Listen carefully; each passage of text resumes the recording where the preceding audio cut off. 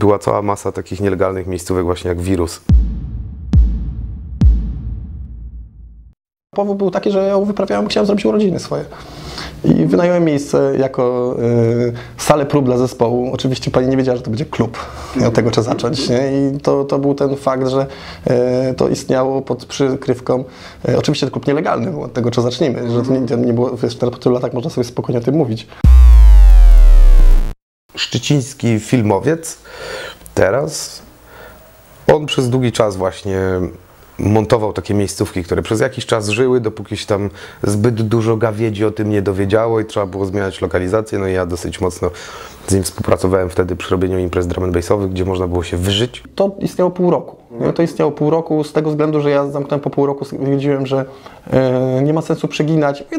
Jednak fajnie żyć na wolności. I pamiętam, że miałem taki wiatr w żagle wtedy, że otworzyłem, znaczy zamknąłem, lato przeczekałem, przeżyłem jakieś tam wakacje, sobie spędziłem nad morzem i przyszła jesień i stwierdziłem, że znowu otworzę. Jeździliśmy na 2 albo 3 imprezy do baniaków w Policach. Baniaki to były takie stare, jakieś kurcze, ogromne takie silosy, w którym trzymano kiedyś paliwo do niemieckich statków, takie były historie podobno. W każdym razie w tych baniakach odbywały się imprezy, to był totalny underground, to było mega po prostu. Tam poznałem dużo ludzi, tam poznałem głównego tancerza Szczecina, Kierę, i tam właśnie odbywały się te wszystkie imprezy techno, pierwsze, z kompaktów. Oni grali bez zmieniania prędkości, ale to po prostu były dobre i naprawdę grube imprezy. Tama była absolutnie nielegalnym miejscem, z tego co pamiętam, chociaż trzeba by zapytać psa i KS-a, ale wydaje mi się, że to było absolutnie nielegalne miejsce, pozbawione na przykład toalet.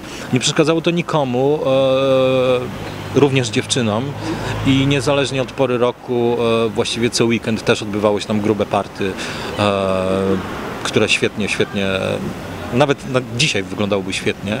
No i co zrobiłem? I znalazłem sobie takie miejsce na Sikorskiego pod zakładem pogrzebowym, gdzie trumny były u góry. I tam odbyło się ze 3 imprezy. Pamiętam, że tam był chyba Electric Root Boys zagrał.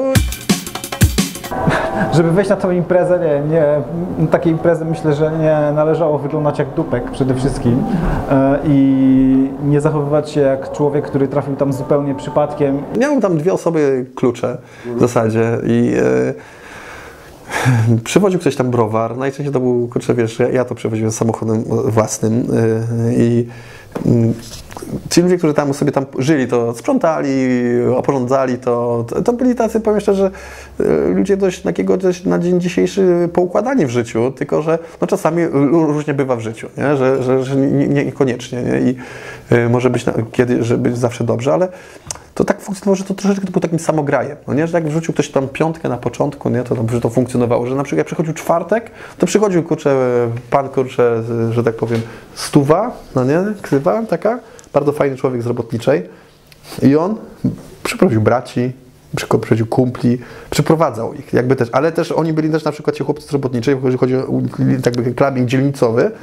Oni pilnowali nas. Jak przychodzili na przykład w piątek czy sobotę, kiedy były imprezy, to na przykład oni wiedzieli, kto jest agresywny po alkoholu. To oni go za habety i wyciągali z miejsca, żeby było fajnie, no nie? A nie, żeby nikomu się krzywda nie stała, zwyczajnie. Nie?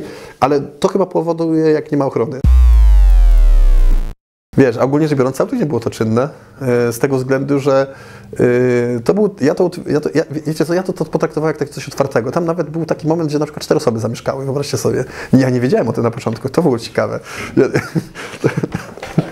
Co prawda to było blisko Robotniczej i zawsze był strach, że jest Robotnicze, ale ja wymyśliłem coś takiego, że coś więcej jest niż powinien być taki klub, clubbing, bo clubbing to nie ma być tylko dla takiej wąskiej grupy hermetycznej, żeby skrzypić będzie, tylko dla takiej, wiesz, dla szerokiej spektrum. Wymyśliłem sobie, że to ma być też dla tych chłopów, że tak powiem, z Robotniczej i zaprosiłem w taki sposób, że przyszli. Oczywiście pierwsza impreza mała zadyma była, ale nie między ludźmi z miasta, a z ludźmi z Robotniczej, tylko między ludźmi z Robotniczej.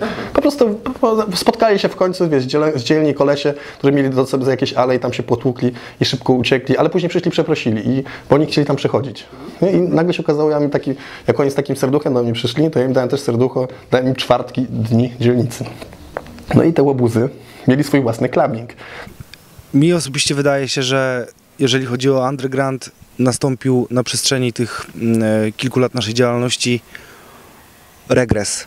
Wszystko to tak naprawdę jakby powoli się zwija. To, co było głównym nurtem, to, co stanowiło główny nurt, jeszcze bardziej umacnia się w swojej pozycji, natomiast wszelkie jakieś undergroundowe zjawiska tak naprawdę zanikają. Wiadomo, że najlepszym człowiekiem do marketingu wirusowego przeciwnie to jest Przemysław G. Głowa, no nie?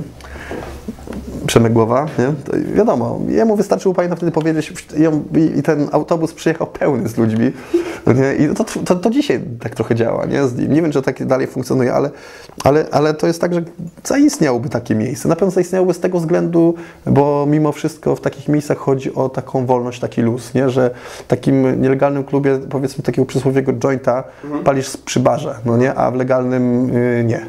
I to jest ta różnica. A ludziom chodzi o co chodzi do clubbingu? Czy przychodzi się po to, żeby pić soczek, pić herbatę?